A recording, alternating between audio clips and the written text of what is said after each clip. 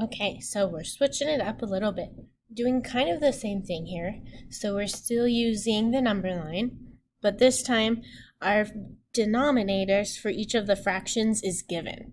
So that means we need to not just write down each fraction and where it is on our number line, but we also need to look at what we're looking at, right? So we have 2 that have a denominator of 6. So we have 2 that are split into 6, and then 2 that have a denominator of 3.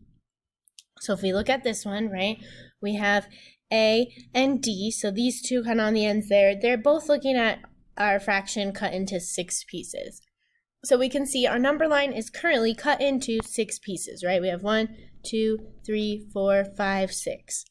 So that means those 2 are kind of the more simple ones because we can just see how many sixths they are, right? So the first one is D, 1/6. So this one we answer quickly, right? It's only 1/6. And then our other one's A, so it's 1, 2, 3, 4, 5, 6. Now our other 2 are thirds. Our fraction line or our number line is not split into thirds right now, but we can. So if we kind of draw another one, just the same size, and then instead of cutting it into 6 pieces, we're going to cut it just into 3 pieces. So now notice my number line's cut into 3 pieces.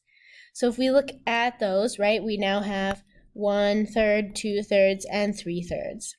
So if we look at B, this first dot, right, can kind of lines up exactly with this one. So that would be 1/3.